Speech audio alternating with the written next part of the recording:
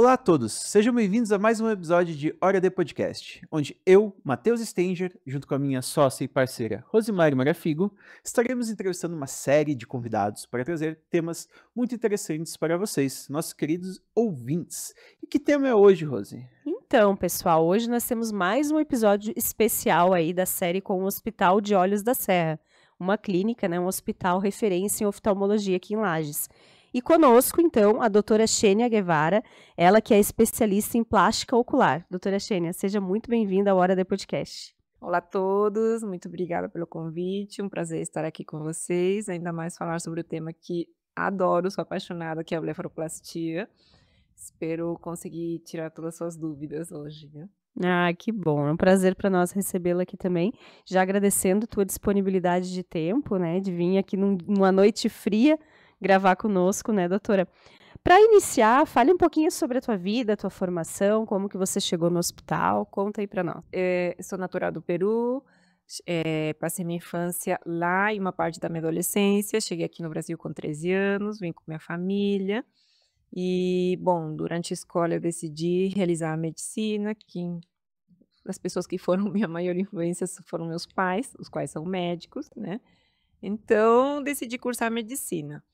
Realizei a faculdade aqui, me formei em 2012 na Unisul, na Universidade Sul de Santa Catarina, aqui na Grande Florianópolis. Trabalhei por 4 anos como clínico geral, onde aprendi muito o atendimento humanizado, principalmente escutar os nossos pacientes, as queixas, né, receios. Então, aprendi muito nesse tempo. Em 2017, iniciei a especialização em oftalmologia, a qual realizei no Hospital Regional de São José. Logo em seguida, já fiz a plástica ocular também lá no Hospital Regional de São José. E não satisfeita, né, ainda, sou uma pessoa muito curiosa, então não parei. Fiz minha segunda subespecialidade em cirurgia cosmética da face, lá no Instituto Azulay, na Santa Casa de Misericórdia, no Rio de Janeiro. E logo em seguida fiz uma pós em cosmetria também lá. E no meio desse período todo, nesse tempo todo, realizei vários cursos, entre eles blefaroplastia com laser CO2 e o curso de óculo-facial, muito específico, principalmente na parte de lifting de supercílios. Fiz com 2 professores incríveis, que são conhecidos internacionalmente, com o Dr. Tadak e o Rogério Leal. Então, assim, foi uma caminhada longa, mas principalmente para trazer o melhor para os nossos pacientes, né? A gente sempre fica impressionado quantos médicos estudam, né? Sim. Gente do céu, quantos anos deu tudo esse rolê aí? Os 13. Uns 13 13 anos, anos. né? Ô, doutora, mas deixa eu te perguntar, e a escolha pela oftalmologia? Você já sabia, tipo assim, na faculdade, já sabia ou não? Foi paixão à primeira vista? Foi Não? durante a faculdade. Então, meu irmão ele era usuário de lente de contato. Então, teve um episódio que, gente, ele dormiu com a lente de contato, esqueceu, no outro dia acordou com muito desconforto, procuramos atendimento, levei para meu professor de oftalmo, e quando foi avaliado, tinha algumas úlceras de córnea, assim, foi muito rápida a evolução, então iniciou o tratamento, e durante a consulta eu me encantei, porque você tem vários tipos de testes, e achei isso o máximo, e gostei muito, principalmente porque é dinâmico, né? Além que tu consegues fazer tanto a parte clínica como cirúrgica, então, foi aos poucos, mas foi por causa do meu irmão. Já fica a dica, não durma Não com durma lente. com lente de contato, gente. É bem sério isso. Eu tenho muito Muito. medo disso, eu vou ser sincero. Muito. tenho E bastante não, e medo. ela falando aqui, eu pensando, nossa, uma vez eu já fiz isso. Ou seja, eu fiquei preocupada com meu irmão, mas ao mesmo tempo foi um sinal, mas não pode, gente, viu? Tá, e falando um pouquinho do Hospital de Olhos da Serra, como que você chegou, como que foi esse contato com o pessoal dali? Estavam precisando e eu morei muito tempo em Florianópolis. Tive contato, chamaram, conheci a cidade, conheci o hospital, conheci a equipe. É uma equipe muito boa, profissionais muito bons. o hospital, tanto assim que hoje em dia ele trabalha com tecnologias de última geração e sempre está atualizados. Então, assim, desde que cheguei, me identifiquei e a equipe é muito boa, gente, assim, muito humanizada. Então, como eu falei, eu cresci, meus pais são médicos, né, eu cresci em um ambiente, né, de cuidado ao próximo. Então eu me identifiquei e gostei, comecei a trabalhar. E mudei pra cá, viu, gente? Passar frio aqui em Olha só. Lages. Passar frio aqui em Lages, exato. Vamos já seguindo então aqui o nosso roteiro de perguntas, né? Como foi o teu caminho até você escolher? Você já falou um pouquinho, né? Mas como é que foi esse caminho, essa trajetória até a cirurgia plástica? Durante a faculdade foi o acontecido com meu irmão. Uhum. Logo em seguida, o nosso preceptor da faculdade, dava aula lá no Hospital Regional de São José. Então, eu comecei a acompanhar e quando eu descobri, como comentei, né, que é uma área mais dinâmica, então eu me apaixonei completamente. E fiz alguns estágios, claro, né. Logo em seguida que eu decidi, comecei. Durante a residência, você percebe tuas habilidades, né, tu passas por todas as subespecialidades, a gente tem várias subespecialidades no oftalmo, e eu me encontrei na plástica ocular.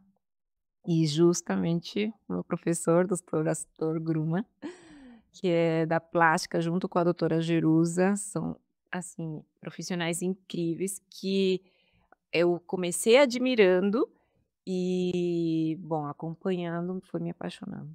Sempre tem alguém de referência, né, na nossa Sempre. história, alguém que a gente estuda, os pais, enfim, né? Sempre Uhum. tem alguém bacana. Agora, doutora, vamos ali o que interessa. Me conta um pouco o que é a blefaroplastia. Isso. A blefaroplastia é a cirurgia plástica das pálpebras, tá? O que que a gente faz? A gente remove o excesso de pele das pálpebras, assim como as bolsas de gorduras evidentes, prolapsadas. E esse excesso de pele, né, com essas bolsas, levam aquele aspecto do olhar cansado, envelhecido, triste e principalmente pode até, quando o paciente tem excesso de pele em grande quantidade, tem muita flacidez, pode até acometer o campo visual. Então, a blefaroplastia não é só parte estética, também contribui na parte funcional. E quais são as indicações mais comuns dessa cirurgia? Excesso de pele, né? Principalmente campo temporal, o paciente fica incomodado com essa obstrução visual, parte temporal e superior até. Tá? Uhum. Mas muitas pacientes jovens também chegam no consultório, então por isso que a gente fala a blefaroplastia não tem idade, gente, porque muitos pacientes jovens com fatores genéticos, constitucionais, apresentam sim esse excesso de pele.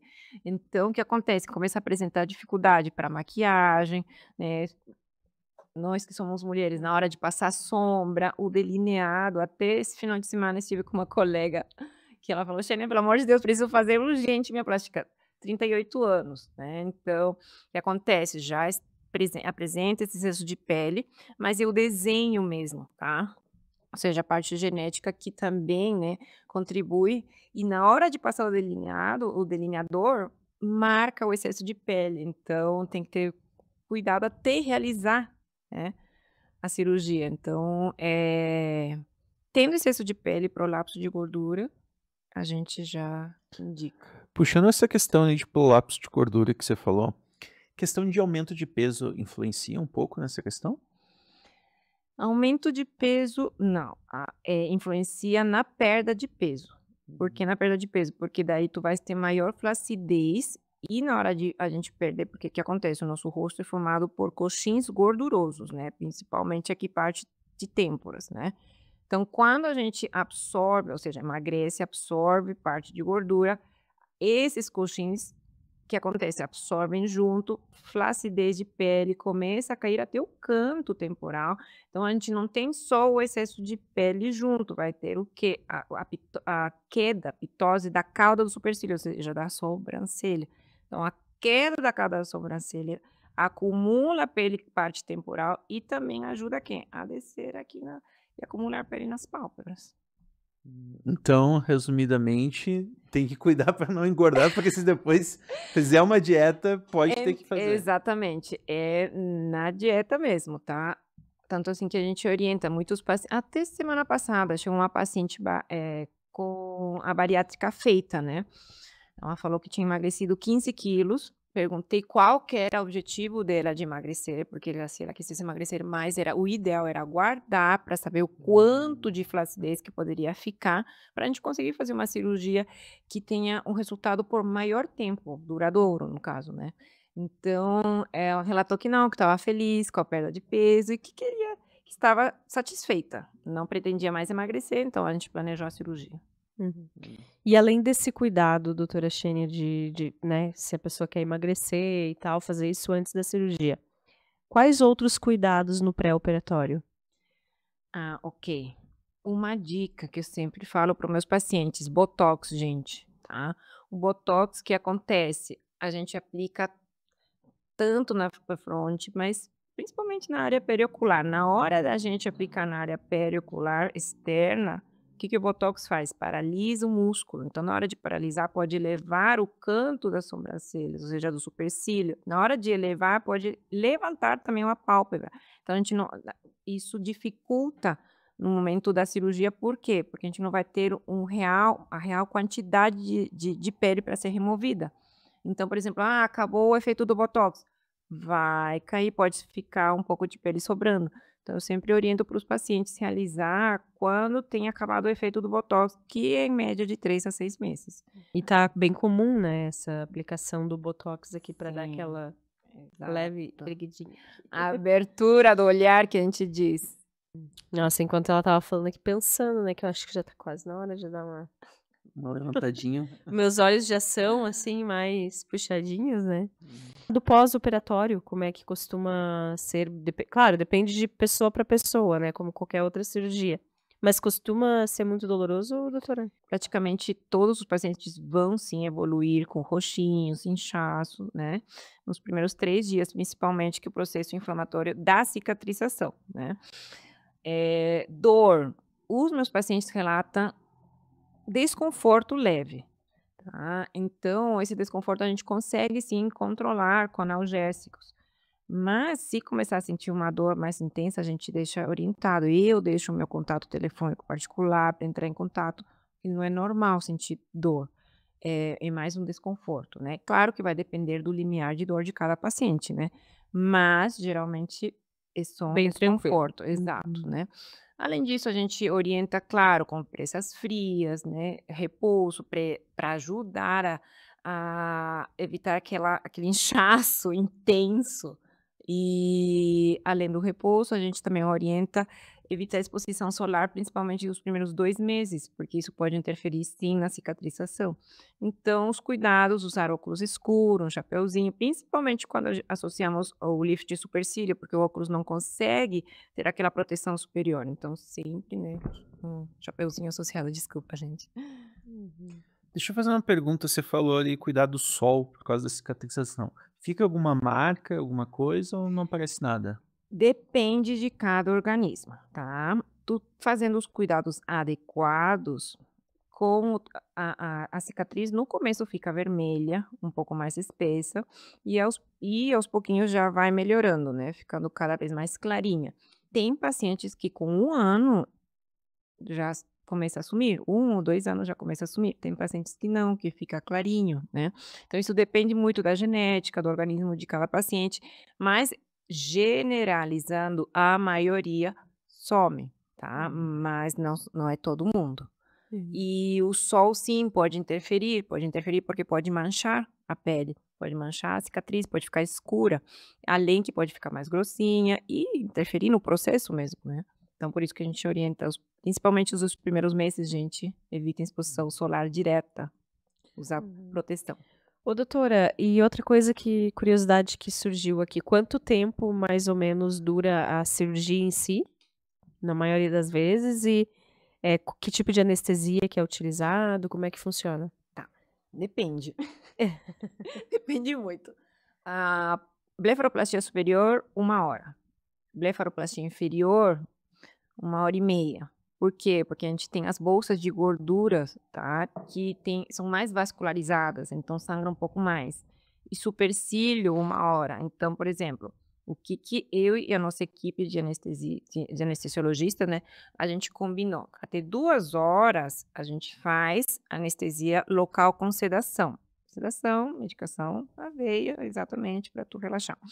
Mais de 2 horas a gente faz com geral. Por quê? Porque até 2 horas o paciente ainda está confortável com a sedação. Mas passou de 2 horas, geralmente ele acorda, fica desconfortável. Então, a gente ficar correndo durante a cirurgia Não é legal. exatamente. Então, é melhor até 2 horas, geralmente, né? Eu faço com sedação e Passando disso. passando geral.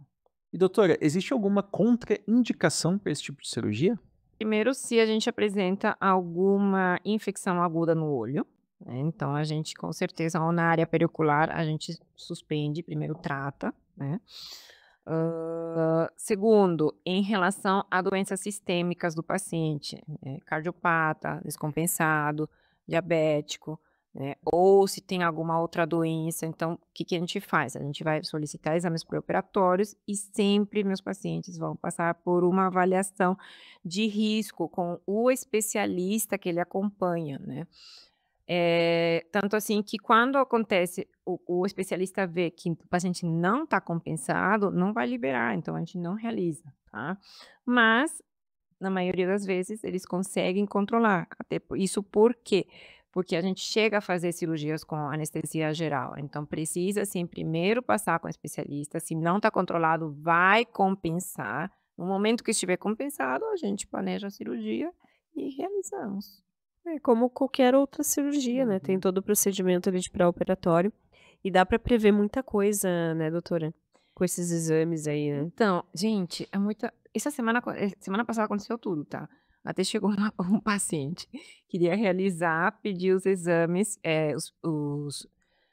pediu os exames preparatórios, encaminhei até para o cardiologista dela e acharam que estava com alteração.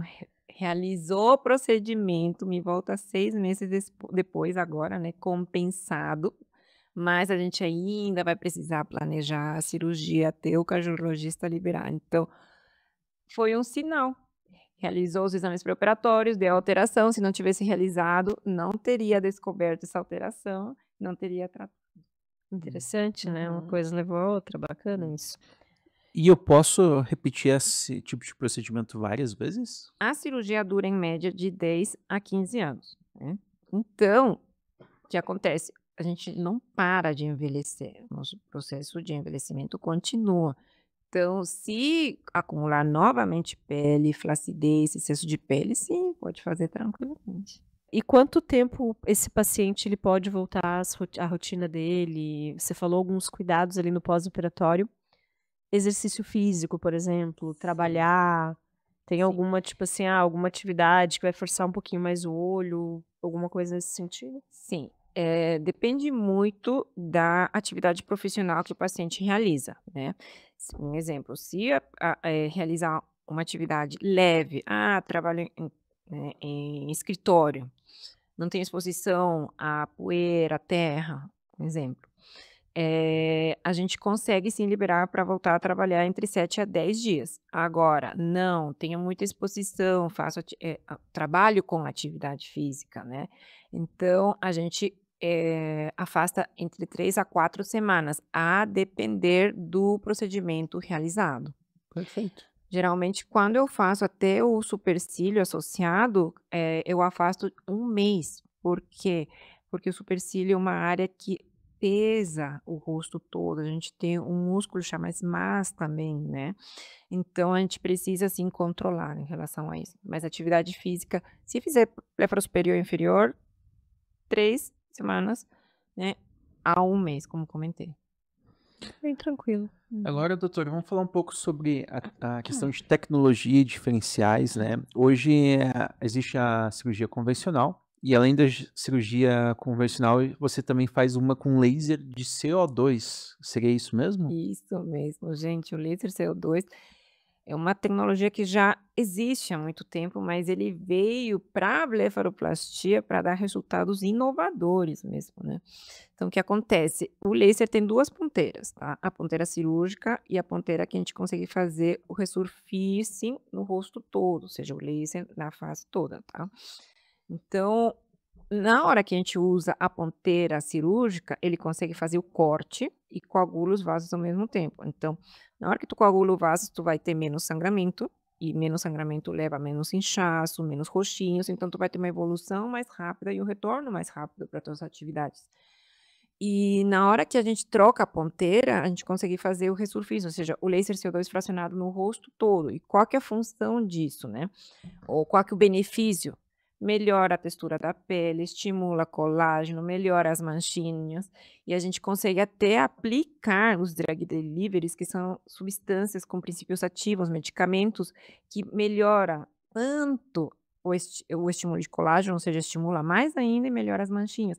Então vale muito a pena, até porque o laser faz como se fosse uma ponte. Então esses medicamentos que a gente aplica, eles ajudam a potencializar ainda mais. Então a gente tem muitos resultados, assim, incríveis, bonitos, que vale a pena. Tu já estás no centro cirúrgico, imagina, realizar, remover o excesso de pele e fazer tratamento da pele ainda, da face toda, é maravilhoso. Muito bom. Altera alguma coisa na recuperação? Alguma diferença? Sim, no tempo, porque a gente orienta maior cuidado com a exposição solar, né, na hora de ter o contato com a água e principalmente, os cuidados na hora de aplicar as pomadas, né, com protetor solar que a gente orienta, tem que ter maior cuidado, esses cuidados a gente orienta certinho, né. E como que você determina qual que é o critério de escolher se você vai fazer a laser ou a convencional? Quando que é indicado? Tá, o laser não é todo mundo que tem indicação. O laser a gente indica em fototipo 1, 2, 3, que significa peles um pouco mais claras, né, até um nível de moreno. Agora, quem não tem indicação, quem tem fototipo mais alto, eu consigo, né, oferecer outros tratamentos, por exemplo, Profile, NCTF, intraoperatório, para estimular melhor o colágeno, né, melhorar a textura da pele, né. E muitas vantagens com o laser, mesmo cirúrgico, porque a gente pode fazer só a parte do corte cirúrgico, né. Então, por exemplo: "Ai, doutora, não quero fazer o resurfacing", que é o laser fracionado no rosto inteiro, eu só quero fazer com o corte. Ok, a gente consegue fazer o corte com o laser, por quê? Que eu acabei de comentar, menos sangramento, menos inchaço, recuperação mais rápida. Então a gente também consegue oferecer isso para o paciente. Doutora, vamos falar um pouco agora sobre a questão do resultado da cirurgia. A pessoa fica com uma aparência natural, fica estranho, tem que tomar cuidado com isso, como é que é? Certo. Então a gente realiza a cirurgia de forma precisa, né.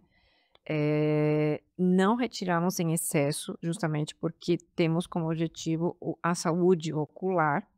Então, o nosso intuito é deixar o quê? Um olhar renovado, mais natural, com resultado leve, né, que traga aquela beleza leve do paciente. Tanto assim que nas cirurgias a gente reposiciona as estruturas, a gente não faz nada além. Agora, se o paciente tem interesse de elevar um pouco mais a cauda supercílio, aquele fox size, ok, mas deixamos sempre de forma natural. É para trazer, de fato, a beleza da pessoa, né. Exatamente. E aqui Mantendo os traços, tudo. sim, e aqui é muito importante, por isso que vem, né, o que eu gosto muito de orientar o paciente, a consulta individualizada, né, não é todo mundo que vai ficar igual. Muitos pacientes chegam com receios, anseios, né, e até pedindo um resultado que não vai ficar igual, justamente pelas características, né.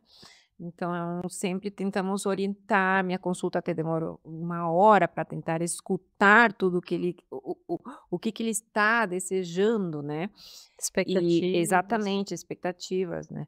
E claro, quando no final da cirurgia, os pacientes geralmente, meu Deus, saem apaixonados, né, porque a autoestima melhora muito.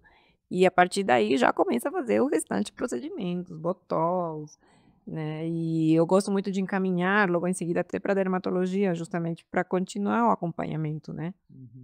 Fazer um acompanhamento em conjunto. Você falou ali, doutora, que a tua consulta dura em torno de 1 hora. Vamos supor, eu tenho interesse em fazer a cirurgia e eu tenho necessidade. Quanto tempo leva da minha decisão de entrar em contato com você até a gente fazer a cirurgia? Já tá tudo certo? Quanto tempo, assim, mais ou menos? Ok, o paciente geralmente quer já. Tá decidido. Isso eu acho muito bom. Mas a necessidade sim de se planejar, porque precisa fazer exames pré-operatórios, passar com o especialista se tem alguma doença, né? E eu sempre oriento, principalmente épocas de frio. É muito procurado. Oriento marcar 1 mês e meio antes para a gente conseguir planejar. E assim, muitos pacientes até me questionam: "Ah, doutora, mas dá para fazer no verão?" Dá para fazer no verão, desde que você tenha os cuidados adequados, mas com certeza pode fazer. Mas a maioria é no inverno, justamente para não ter essa dificuldade, né, com a exposição solar e o calor também. O calor, Sempre incomoda mais, né? incomoda, tem um maior desconforto local mesmo. Ó, então é o momento certo de procurar a doutora Xênia se você está desconfortável com a sua pálpebra. Doutora Xênia, nós já estamos nos encaminhando aqui para o final do episódio. Eu vou deixar o espaço aberto aí para ti, então, para tu colocar as tuas considerações finais. Se teve alguma coisa que a gente não perguntou, fique à vontade.